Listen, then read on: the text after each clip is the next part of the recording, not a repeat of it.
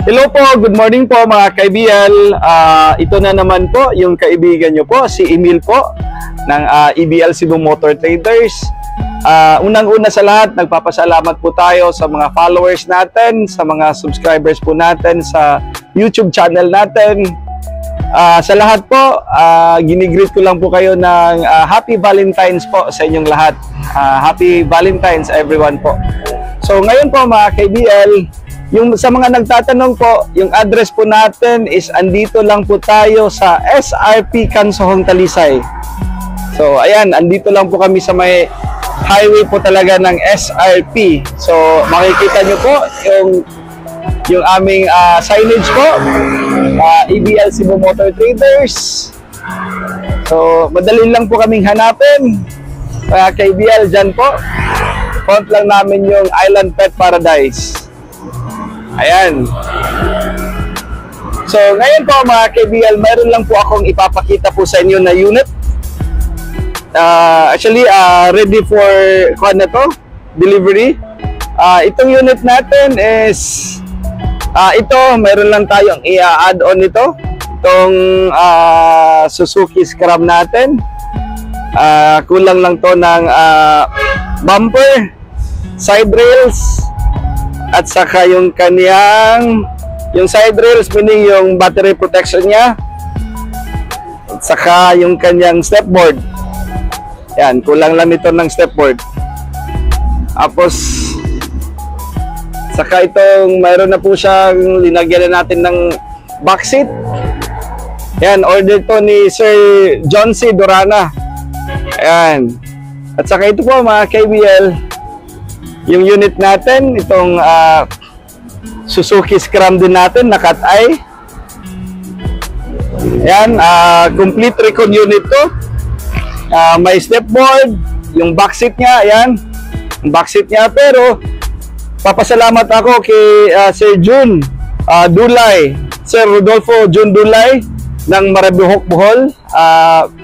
Bali, nakabase po siya sa Australia. Actually po mga kaibigan, hindi po talaga to nakita ni Sir Jun. Talagang nag-update lang kami through messenger. Lalagyan pa namin to ng railings po dito, kasi gusto niya ng railings na stainless. Tapos yung 4x4 po to mga kaibigan. Tingnan nyo naman po, yung nakakargador tires na siya. Ilagyan niya natin ng side rails. At saka lift up po natin to. Ito. Yung iba po kasi mga kaibigan, talagang ito sa amin, talagang binibili namin to. Hindi namin pinafabricate. Pero sa amin ito talaga, yung kanya, binili namin to. So, wala po tong putol. Yung mga chassis nito, original po yan. Bago yung battery. Wala po tong, usually po kasi mga ka-EBL, pag may mga multi-cab po, yung iba, putol po yung chassis. Dito po yan. But ito wala po. Kasi ito talaga yung request ni Sir Jun na walang putol yung chassis po niya. So, bago yung battery po. Tapos, naka-cargador tires, yan. Yung cargador tires niya. Tapos, yung mugs natin, yung black mugs, tapos nilagyan po natin ng blue na lug nuts po. So, ito po din yung gusto niyang design, mga kaibigan. Ayan. Pinattern po ito niya sa kanyang motor. Lagyan natin ng yung decals natin, yung Sparco, yan, Momo, saka of course, yung Suzuki, nilagyan din natin. So, Anzal urethane po yan mga kaibigan. So, ibang-iba po talaga yung pintura ng brand na Anzal. Makikita nyo naman po. Ayan. Kikita nyo na po ako dyan. At saka, matibay itong Anzal kasi quality talaga when it comes to paint. Number 1 po to sa market, yung Anzal.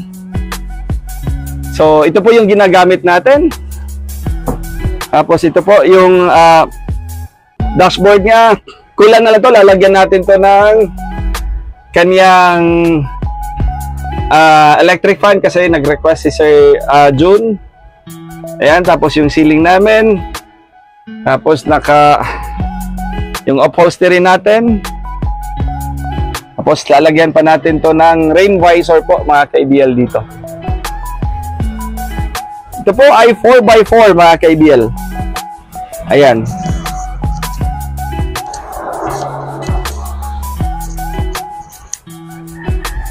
So, pag malapit na natin tong i-release, pag nakompleto na namin, yan, may stereo na po yan, iba-vlog ulit namin to. Talagang ito ay complete recon unit mga ka-IBL. So, dinagdagan natin ng molye itong unit na to. May additional molye to. Ayan. Dinagdagan namin yan.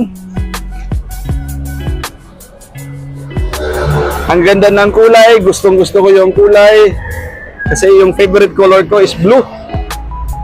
So Sir June Dulay, maraming salamat po. Talagang ito po ay complete recon unit.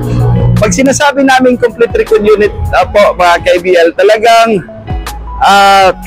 ito po ay change oil namin, pinalitan namin ng fuel filter, pinalitan natin ng mga belts, pinalitan natin ng oil filter, pinalitan namin ng hypertension wire, high tension wire. Iba yung nasabi ko, hypertension, pang high blood yan eh. High tension wire. Tapos pinalitan din namin po to ng ng distributor cup. Pinalitan din natin to. Pinalitan din namin ng spark plugs mga ka-IBL. So, hindi lang po yun mga ka-IBL. Kasi, itong unit namin, tinetest drive po kasi namin to.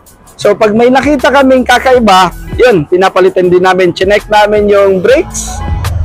Chinek namin to yung mga brake pads. So far, okay. Original Japan pa to. Chinek namin yung mga lining niya sa clutch. So far, walang slide. So, hindi na namin pinalitan. But, pinalitan natin to ng tie rod end mga ka-IBL. So bago po to, left and right. So dito lang po kayo sa IBL na talagang yung priority natin, number 1 yung makina. Tapos of course yung chassis, tinitindan natin yan. Kahit yun, kasi yung iba po mga ka-IBL talagang hindi na nila yan pinapalitan. Diretso na yan, pintura po. So maraming nagtatanong, bakit ganyan yung price nyo, 235? Pero kung iisipin nyo po mga ka-IBL, 235 pero meron mag-offer sa'yo 220. Pero talagang wash over lang yan. Wala na yung change oil. Maybe nag-change oil but hindi na yan pinapalitan nila kung may problema ang unit. So saan kayo? Doon kayo sa mga kamura. But once na nandun na yung unit po sa inyo, kayo na ang problema. So imagine pag nandun na yung na-receive nyo na yung unit, tapos hindi nyo alam, may problema sa, halimbawa, tie rod end. Bibili ka pa ng tie rod end, tapos yung mekaniko, mapapamahal ka, at saka yung oras na magkakaproblema po kayo mga ka-IBL. So kami dito po mga ka-IBL, yun nga lang, yes, yung presyo namin is 235, pero ganito naman po yung quality na makikita nyo po. So, yan, ito talaga po yung quality namin. At saka, kami po ay legit na importer at saka legit po kami na rebuilders. So, meron po kami mga papers, mga rebuilder permit, meron po kami lahat. So, ayan po. So, sa mga nagtatanong po, pwede lang nyo kaming i-message sa FB page namin sa IBL Cebu Motor Traders, or pwede nyo po kaming tawagan sa 0917-874-2795 po mga ka-IBL. Ayan, sana po ay nagustuhan nyo po yung mga unit natin. Meron din ito mga multicab, meron din tayong ito, malapit na namin itong i-deliver. Kulang na lang to yung railings nya na ilalagay natin. Shout out ko lang po kay Sir Ludwig Dilima po ng ng Leyte. Sus, ang ganda ng unit na to mga ka-ABL. Ito po ay Titan Dash WL double cab.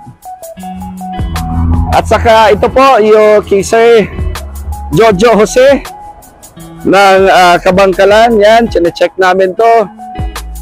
Ito po ay Suzuki Multicab 4x4. 4x4 din.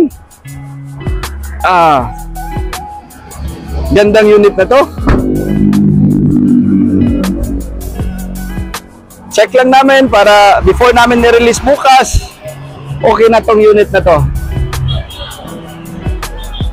So sana po ay mag-follow kayo at saka parati kayong manood ng mga video natin.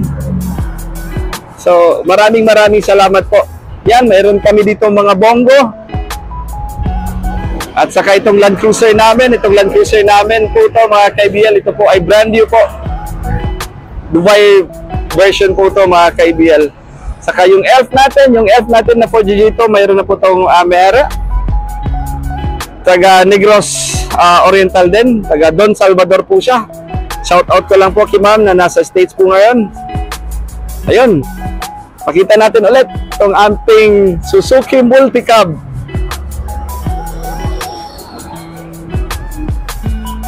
Ayan. So, maraming pong salamat po sa inyong lahat. Sir June, malapit ko na po itong i-deliver sa inyo dyan sa Bohol. Salamat talaga sa tiwala niyo po sa amin. Talagang thankful na po ako sa inyo. Kasi kahit nasa Australia ka, hindi mo po ako nakita personally. But talagang nag-trust ka sa amin, sa EBL, sa quality ng unit namin, sa parating niyo pong panonood po sa amin. Talagang maraming salamat po. Thank you po sa inyong lahat, mga ka-EBL. Thank you po.